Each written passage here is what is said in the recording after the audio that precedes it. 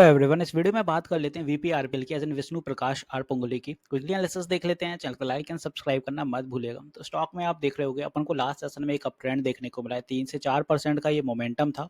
Well हाल stock इस बार 275 का psychological level sustain कर गया, जो कि इसके एक सेशन पहले कहीं ना कहीं प्रॉफिट बुकिंग में तब्दील होते हुए नजर आया। अब यहाँ पे क्या है वो समझ लेते हैं। पहले क्या रहता है, स्टॉक जब भी ब्रेकआउट देता है तो जो 2-3 चीजें होती हैं।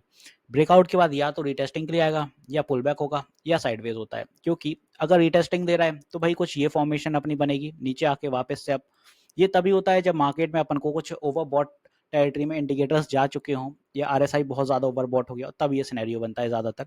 पुल बैक जब रहता है कि ऊपर की दिशा पे कोई एकदम से अपन को एग्जैक्ट साइकोलॉजिकल लेवल हो और वहां पे अपन को प्रॉफिट बुकिंग की संभावना हो, जैसे बड़ा साइकोलॉजिकल लेवल जैसे कि 300 का है आने वाले टाइम में वीपीआरपीएल के लिए, तो वो रहे तब अपना कोई पुल बैक बनने की संभावना रहती है, और एल्स स्टॉक साइडवेज हो जाता है। तो यहाँ पे अपन को साइडवेज की फॉर्मेशन बनती हुई नजर आई। नीचे से हालांकि देखें तो स्टॉक एक पैटर्न यहाँ पे जोन में बनते हुए चला रहा था, और यहाँ पे इसी चैनल का ब्रेकआउट हुआ तो अच्छा सा चलते हुए नजर आया ऊपर की दिशा में। अब ऊपर क्या रहने वाला है वो समझते हैं। एज ऑफ अगर आप इस जोन को देखें तो यही कंसोलिडेट कर रहा था, ज्यादा गिरा तो रहा नहीं है, गिरता नहीं है, और कंसोलिडेट हो जाए तो भी आरएसआई कूल हो जाता है। तो मेन मैटर होता है कि भाई आरएसआई कूलिंग एक बार हो गई तो बाइंग अपने आप पंप हो जाती है। तो सेम एज इट इज अपन को वीपीआरपीएल में भी वही देखने को मिला। यहाँ पे बायर्स फिर से एक्टिव हुए, 2-3 दिन का एक जो साइडवेज का सेशन था उसको फिर से ब्रेक करते नजर आए, और यहाँ पे 275 का साइकोलॉजिकल लेवल भी सस्टेन कर लिया, जो कि इंपॉर्टेंट है। बिकॉज साइकोलॉजिकल लेवल सस्टेन होना मतलब एक सपोर्ट क्रिएट होना। तो नेक्स्ट सेशन में यहाँ पे एक सपोर्ट बन सकता है अपना वीपीआरपीएल में, और अगर ये सपोर्ट बनता है अपना तो फिर बड़ी संभावना है कि स्टॉक अब चलने के लिए रेडी होगा 300 के लिए। वेल फिलहाल के लिए 300-310 का ही टारगेट निकल के आ रहे हैं, बट बाय एनी मींस कोई हैवी पोटेंशियल रहता है तो 325 यही जोन रहेंगे, क्योंकि इसके बाद स्टॉक डेफिनेटली कुछ करेक्शन के लिए रेडी होने वाला है। बिकॉज यहाँ से अगर यहाँ तक देखें तो 83% ऑलरेडी चल चुका है 57 डेज में, और अगर 300 के आंकड़े लेते हैं तो 95%। तो यहाँ कहीं तक फिर 310 में अपना 100% क्रॉस हो ही जाएगा, तो फिर कुछ करेक्शन के लिए जा सकता है। फिलहाल मैं क्यों बोल रहा हूँ कि ये चल सकता है, वो भी एक उसकी वजह है। आप देखें आरएसआई में ऑलरेडी ओवरबॉट में ट्रेल कर रहा है, तो जो लोग होल्ड करें वो होल्ड कर सकते हैं। थोड़ा फ्रेश बायर्स के लिए यही रहेगा कि पुल बैक अगर कोई आता है तभी एंट्री लीजिएगा, because as of pull back आने पर ही आपको सही एक टारगेट मिलेगा ऊपर के लिए, और बड़ा टारगेट लेने की जरूरत नहीं है, ना ही अब होल्ड करने की जरूरत है, क्योंकि 300 के आसपास अगर टारगेट मिल रहे हैं तो प्रॉफिट बुकिंग डेफिनेटली आएगी, तो आप फिर वहां बुक कर सकते हैं। ज्यादा संभावनाएं है भी नहीं ऊपर के लिए। शॉर्ट टर्म मूव है छोटे से आरएसआई के according. Same as it is इसी चीज को अगर आप वीकली टीएफ पे देखें तो वीकली टीएफ पे भी ये अपना अप ट्रेंड काफी ले चुका है। वीकली टीएफ पे कंसिस्टेंट यहाँ पे 2 हफ्तों से एक अप ट्रेंड पर है, कोई भी यहाँ पे बियरिश कैंडल नहीं है, इवन गैप अप भी रहा है।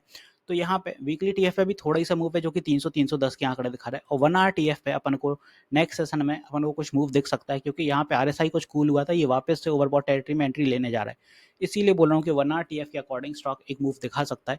तो जो भी मूव रहेगा अपना वीपीआरपीएल में वो इसी जोन पे एक छोटा सा पुल बैक बनाए, में भी या फिर ना भी बनाए तो 275 तक ही वो पुल बैक रहे, और फिर तेजी पकड़ेगा इस जोन की। तो एज ऑफ अपने जो शॉर्ट टर्म टारगेट है, अगर 290 नहीं तो 295 ले लो, बिकॉज वो बड़ा साइकोलॉजिकल लेवल है। तो भी 9% के आसपास के टारगेट अपन को देखने को मिल सकते हैं, बट रिस्की ट्रेड रहेगा। तो अगर आपके अंदर फुल्ली कॉन्फिडेंट रहोगे, कन्विक्शन है, तभी आप एंट्री लेना, बिकॉज मार्केट के जो ग्लोबल सेंटीमेंट है वो थोड़े बियरिश ट्रेंड पे हैं। तो उसके लिए भी कहीं ना कहीं तैयार रहिएगा। ये नहीं है कि मार्केट खुलते ही साथ आपने बाय कर लिया, थोड़ा मार्केट सेटल डाउन होने दीजिए, उसके बाद ही देखिएगा। तो एज ऑफ वीपीआरपीएल में ये कुछ अपनी रेजिस्टेंस रहने वाली है ऊपर के लिए, और स्टॉक में जो सपोर्ट है फिलहाल तो यही अपना है। एक तो 275 आता है, फिर अगर पुल बैक आता है तो 265, यही 2 जोन में सपोर्ट है अभी।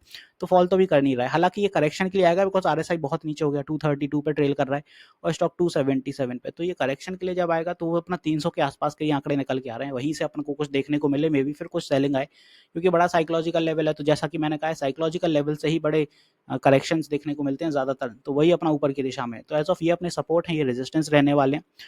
एक चीज और क्लियर कर दूं, मैं लाइव सेशंस भी लेता हूं मार्केट आवर में, सुबह 10 बजे से 1 बजे तक, और शाम 9 बजे भी लाइव आता हूं। तो प्लीज अपनी क्वेरीज क्लियर करने के लिए लाइव सेशन में इंटरेक्ट किया करें। लाइव सेशन में आपको काफी नॉलेज मिलेगी, क्वेरीज भी आपकी जल्दी क्लियर होती है। ओवरऑल स्ट्रीम पर जितनी भी स्ट्रीमिंग होती है वो यूट्यूब पर ही रहती है, फ्री ऑफ कॉस्ट रहती है, तो आप ज्वाइन कर सकते हैं। तो मिलते हैं नेक्स्ट वीडियो में। This is me Shubham Yadav, signing off.